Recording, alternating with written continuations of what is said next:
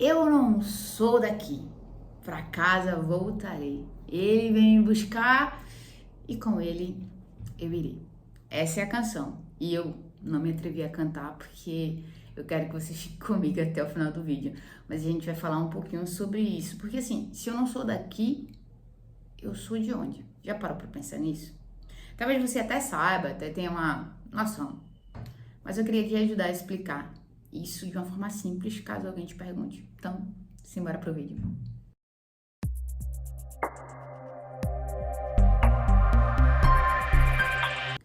Qual que é, gente, a nossa cidadania? A gente é de onde, finalmente? Eu vou te dar um exemplo, assim, meio que prático, para te ajudar a entender, a clarear a tua mente do que eu pretendo falar hoje. Não sei se você já se mudou, se você, sei lá, foi casar e adquiriu uma casa nova, ou alugou uma casa nova. E daí talvez você consiga entender melhor. Mas mesmo quem não foi para sua própria casa vai conseguir entender por analogia. Vamos lá. Se você entra numa casa, seja alugada, seja comprada, seja como for, e a casa, as paredes estão todas, sei lá, tudo branco, tudo cinza, e não tem móveis na casa, você entra, girou a chave e abriu. Você vê só o lugar vazio e espaço. Branco, imensidão branca e espaço. A sensação que dá é que a gente está em Gênesis capítulo 11, dizendo assim, Deus está criando o céu e a terra e está tudo sem forma e vazio. Sabe? Vai ser a sua casa? Vai ser. Vai ser o lugar onde você vai morar? Vai ser. Mas você ainda não consegue olhar e dizer assim, lar. Falta meio que um aconchego, falta um jeito, falta uma cara, falta uma identidade de lá. Esse deveria ser o sentimento que a gente tem quando a gente olha para a terra. Vazio até não tá não, mas tá sem forma, sabe? O pecado, e aqui eu tô fazendo, eu sei que Deus criou tudo e que Deus preencheu tudo, tá? Mas eu tô falando em termos de pecado. O pecado, ele destruiu muita coisa da criação. O pecado, ele deixou muita coisa embaraçada, de certo modo. E a terra não tem a nossa identidade mais. Você não consegue, quem serve a Deus, quem é filho de Deus, quem entende que é cidadão de um reino muito além desse reino presente, dessa presente era, com esse dominador que tá por aí. Quem entende que é cidadão de um reino que vai além, que serve a um rei que tá muito acima disso, não consegue se sentir confortável aqui. Na realidade, no nosso coração pulsa uma ardente expectativa para que Jesus volte. Nosso coração, ele clama, Maranata, Jesus volte, estabelece o teu reino aqui, porque do jeito que as coisas estão, não tá legal, não é assim que tem que ser. A criação, ela aguarda que a gente manifeste, porque quando a gente manifesta o que há dentro de nós, a gente não manifesta algo nosso, a gente manifesta o próprio reino. Então é como se a criação dissesse assim, faz a gente voltar para a origem, faz a gente voltar lá para o Gênesis, o jeito que a gente foi criado era perfeito. Eu fico imaginando toda a natureza dizendo assim, ai, o que esses seres humanos estão fazendo com a gente? Isso tudo é muito consequência do nosso pecado, tá? Então, existe um lugar. E aí, mais uma vez eu falo sobre a diferença, né?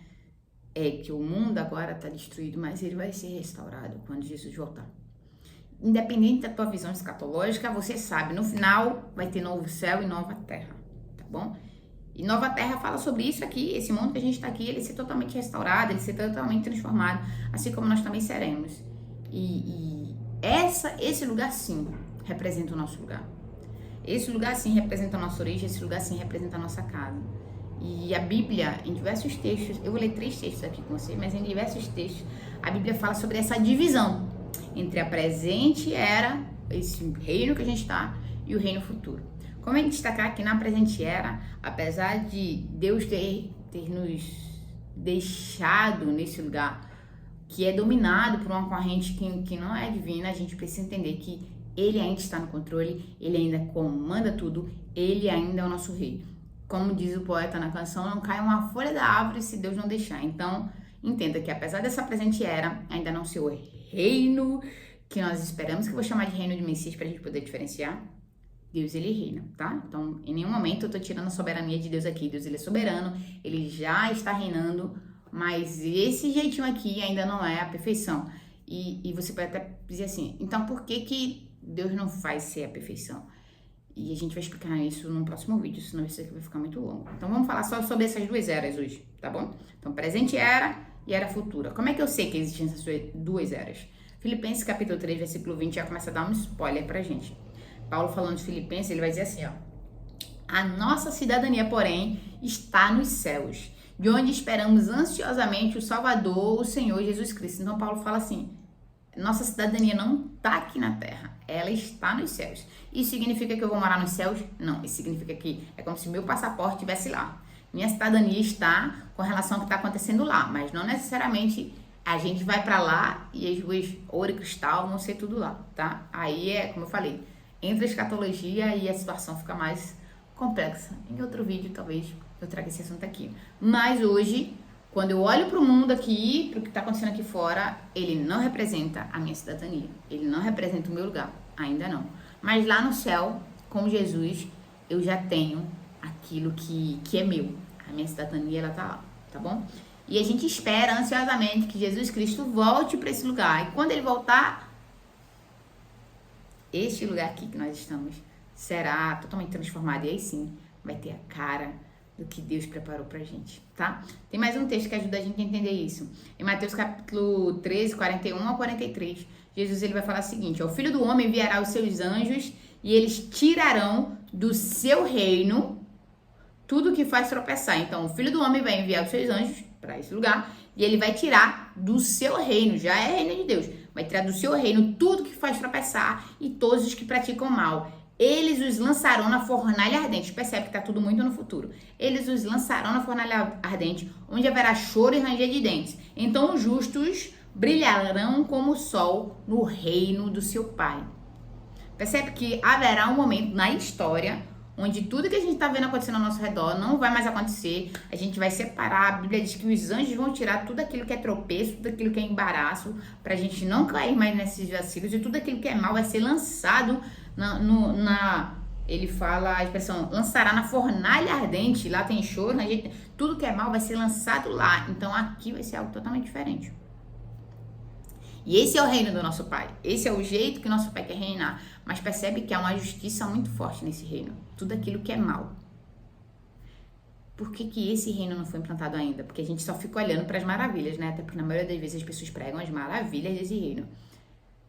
Mas se hoje Jesus lançasse tudo aquilo que é mal na fornalha ardente, tinha uma grande chance da gente ir para lá. Ou de pessoas que a gente ama muito para lá. Então, como ele é muito misericordioso, gente, ele ainda não estabeleceu por completo esse reino. Ele reina, mas o reino não está estabelecido por completo. Deu para sacar aí a diferença? Tem mais um texto que eu queria ler com você aqui, ó. Romanos capítulo 8, versículo 18. Paulo falando aos Romanos vai dizer o seguinte: os sofrimentos do tempo presente não podem ser comparados com a glória que em nós será revelada. Então, essa era não pode se comparar à era futura. Como diz em Mateus, Jesus fala assim, os justos brilharão. Se é justo, não sei se você se considera justo. Se você se considera, você já está brilhando? Você é o cara que acredita, quando Jesus voltar eu vou me encontrar com ele nos ares? Você já está brilhando? Você já foi se encontrar com ele nos ares? Então, a era futura, ela ainda não começou, mas a gente anseia, a gente clama Maranata para que esse dia chegue. É importante, gente, a gente falar disso, que há dois momentos divididos na história, que a história não é... Aliás, é mais de dois, né? Mas vamos falar da presente era e da era futura, porque tem uma era passada antes de Cristo também. Mas é importante a gente falar disso para a gente entender que o que a gente está enxergando aqui não é o que Deus quer pra gente ainda. Ele permite, sim, ele tá ali gerenciando tudo, sol, luz, estrelas, noite, dia, árvores, criação, mas ainda não é o que ele preparou para nós. E por misericórdia e por graça, ele tem esperado, porque ele não quer que nenhum dos seus se perca. E ele tá ali, ó, esperando até que todos nós alcancemos a plenitude do conhecimento de quem é Deus. E aí sim, ele voltará.